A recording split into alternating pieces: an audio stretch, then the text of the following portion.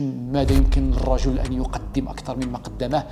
حكيمي ما عندنا ما نديرو به. نصيري لاعب كبير، أنا في نظري باعوف ما خاصوش يجي، باعوف ما عنده ما يجي يدير في المنتخب الأول. أنا في نظري سيس خاصو يلعب، وربما ولما لا حتى المليوي، وهو ما يدق ناقوس الخطر. سيادنا السلام عليكم، مرحبا بنا عندكم ومرحبا بكم عندنا في ميكرو فوت. كي كتعرفوا كاس افريقيا على الابواب. كاس افريقيا الماضيه كنا تفاعلنا معكم من خلال دقيقه في الكان. هاد لا كوب دافريك هادي غادي تكونوا معنا ونكونوا معكم في ميكرو فوت. كاين بزاف ديال الاحداث خاصنا نهضروا عليها، كاين بزاف ديال المفاجآت غيكونوا معنا حاضرين في الحلقات اللي جايين. الانطلاقه اليوم غتكون بمقابله المنتخب الوطني المغربي ضد ديرو الاوغندي. مقابله اخرى من نفس النوع، من نفس الستيل، نفس خيار ديال والاختيار ديال المنتخبات اللي اذا بغينا نبرروه من وجهه نظر ولا من المنطلق اللي كيشوفوا الناخب الوطني السي وليد الركراكي، هو انها النوعيه ديال المنتخبات اللي انك ممكن تلاقى معها في بطوله افريقيا الجايه. كيفاش خصنا نتعاملوا مع المقابلات؟ شنو هي الخيارات اللي دارها الناخب الوطني؟ شنو الخيارات اللي نجح فيها، اللي ما نجحش فيها؟ السؤال التشكيله اللي مازال مطروح بقوه، الاسماء المنادى عليها، الاسماء اللي ربما خاصها تجي، الاستقرار على التشكيل، الاستقرار على النهج التكتيكي اللي غادي يقدر الناخب الوطني يخوض به غمار هذه البطوله الافريقيه التي ستقام بالمغرب واللي خاصها تبقى في المغرب. طبعا السي وليد الركراكي ما عندوش شي خيار ثاني، يا اما ياخذ هذه البطوله واما ياخذ هذه البطوله. اخر بطوله افريقيا حققها المنتخب الوطني المغربي في 76 سيراليون. منذ ذلك الزمن الى اليوم، اذا ما استغليناش الان الفتره الربيع ديال كرة القدم الوطنية فلن نحصل على هذه البطولة الإفريقية. آخر إنجاز كان إنجاز 2004 مع الزاكي ومع منتخب محترم جدا، كان قاب قوسين أو أدنى من أن يحقق تلك البطولة لولا بعض التفاصيل التي غابت عن المقابلة النهائية ضد المنتخب التونسي، واللي خسر فيها المنتخب الوطني المغربي تلك البطولة. الآن لا مجال للخطأ، لا مجال للتساهل، الأمور خاصها تكون مضبوطة. يمكن 1,000,000%، ماشي 1000% وماشي 100%. شفنا المقابله الاخيره ديال المنتخب الوطني ضد نظيره الموزمبيق، اللي شاكله ديال المقابلات اللي ولات كتعاود، تعودنا عليها. فرق كتدخل كتلعب معنا بلوك ميديوم ولا بلوك با، وبلغه اللي كيفهمها كل شيء، ان فرقه كتدخل عندك باش هي ترجع اللور وخليك انت تاتاكي ولا دير اللي بغيت. لان ببساطه لو كان غدا نتقابلوا مع منتخب من الصنف الاول، منتخب اوروبي، منتخب كيلعب كره، غادي نرجعوا نشوفوا هذاك المنتخب ديال الركراكي ديال المونديال ديال قطر اللي كيأدي بشكل جيد امام المنتخبات الكبيره. ولكن كيبقى المشكل، كيبقى العائق، هو المنتخبات اللي كترجع اللور، والركراكي لا يجد الحلول. ببساطه هذه المنتخبات هذه كتلعب على حسب الامكانيات ديالها. فاش كنواجهوا منتخب اوروبي ولا هذاك المنتخب الاوروبي ما تواجه اسبانيا ولا تواجه البرتغال، لا عنده ميكانيزمات، عنده اسماء، عنده هو كيهجم، هو كياخذ البالون، غادي تقدر انت تضربه في لي كونتر اتاك، غادي تقدر تعتمد على واحد النوعيه ديال اللاعبين. وهنا غادي نهضروا على الخيارات اللي واش هاد الفراقي اللي كيلعبوا ضدهم، اللي كيلعبوا بلوك ميديوم وبلوك با، واش واحد الاختيارات عندنا في التشكيله كتخدم اننا نقدروا نتوغلوا، نقدروا نفتحوا خطوط الدفاع ديال هذه الفرق او لا. ببساطه عندنا مجموعه من العناصر امرها في وسط الميدان، او الخيار ديال النصيري اللي كل مره كتطرح عليه مجموعه من علامات الاستفهام.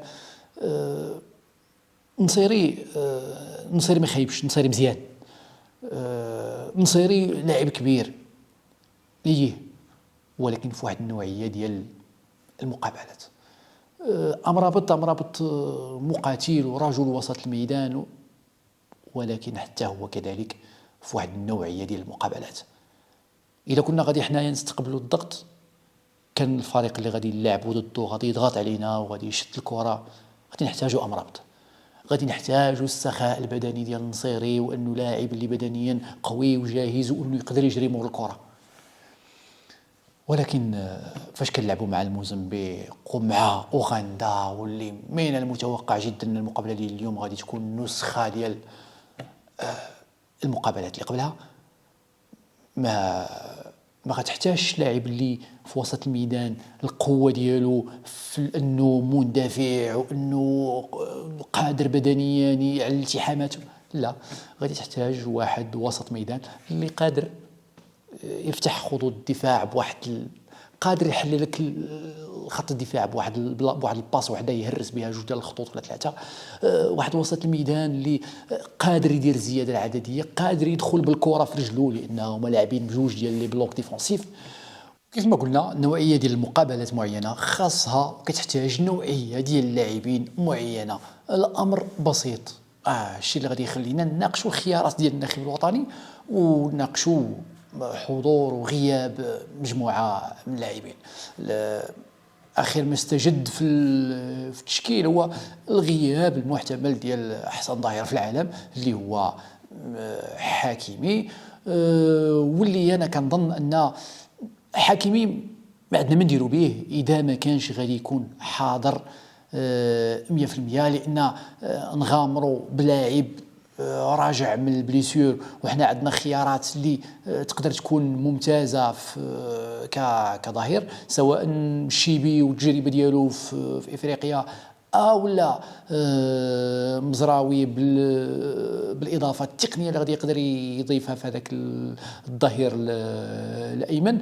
انا في نظري حتى اذا رجع حكيمي وكنا نقدروا زعما نلعبوه، غادي نفضل اننا نلعبوه كاضافه في الجناح الايمن. الجناح الايمن اللي صراحه حتى ابراهيم دياز ما فلحش باش يعطينا هذيك الاضافه المرجوه في الجناح الايمن، وكما كنشوفوا حكيمي في باريس سان جيرمان اللي ما مره مزوج، كيعطيك اسيست، كيقدر يعطيك تسديده في المرمى، كيقدر يعطيك مجموعه من الحلول اللي غادي تكون ايجابيه.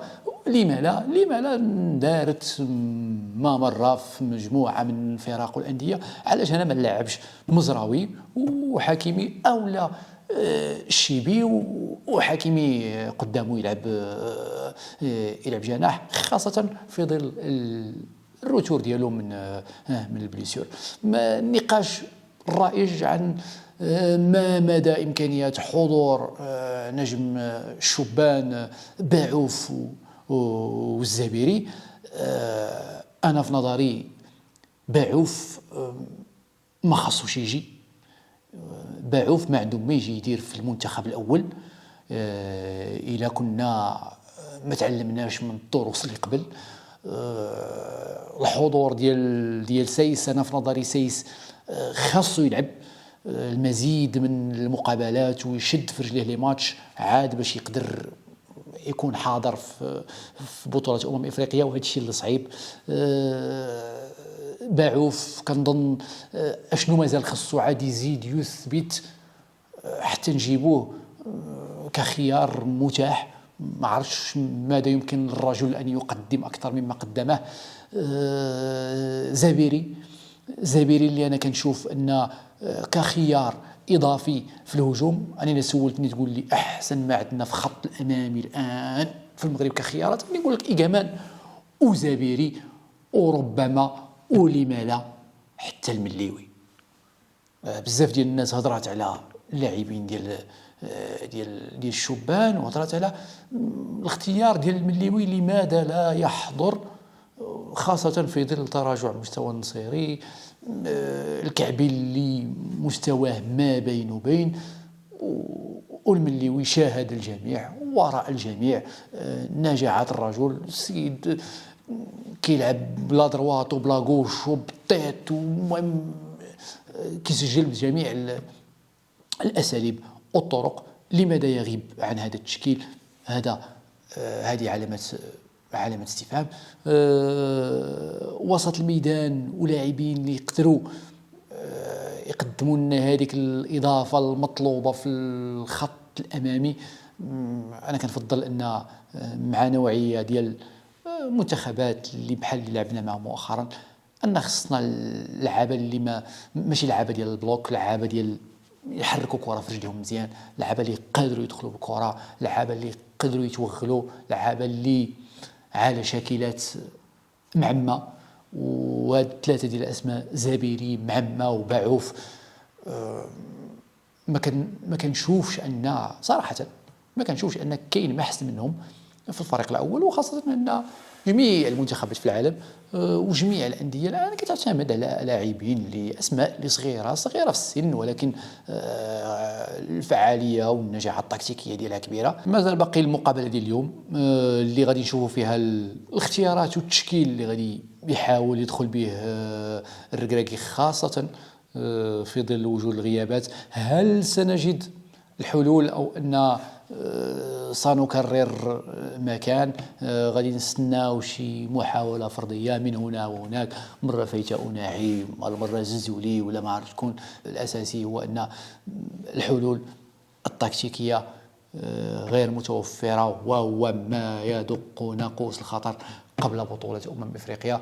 لا نريد صراحة تكرار سيناريو مقابلة جنوب أفريقيا. نقدروا نمشيو مزيان، نربحوا مجموعة من المقابلات اللي سهلة، نربحوا فرق الصغيرة، ولكن بمجرد أننا نتلاقاو مع شي فرقة عندها شي مدرب عنده شوية ديال الدهاء التقني والتكتيكي، أو لا عنده مجموعة من اللاعبين اللي حريفية كما كنقولوا بلغة الكرة، لأن المنتخب اللي قصانا آخر مرة منتخب مازيمبي ولا منتخب جنوب أفريقيا ما عنده حتى شي حاجة من غير أن عنده مجموعة من اللاعبين اللي حريميه، كيعرفوا الحيله، كيعرفوا القوالب ديال كره القدم. طيح مع منتخب بحال هذا يستغل عندك لاعب ثقيل في الدفاع، او يستغل خطا تقني يماركي عليك واحد البيت ولا جوج، وغادي يسالي معك المقابله وتخرج بخفي حنين من كاس افريقيا. وهذا ما لا يريده ولا ينتظره حتى شي مشجع من ديال المنتخب الوطني المغربي. نتمنى خير، ولكن لا نناقش إلا لتصحيح المسار وقبل فوات الأوان. ميكروفوت مازال بزاف ما يتقال، خليكم معنا، ما تزابيش.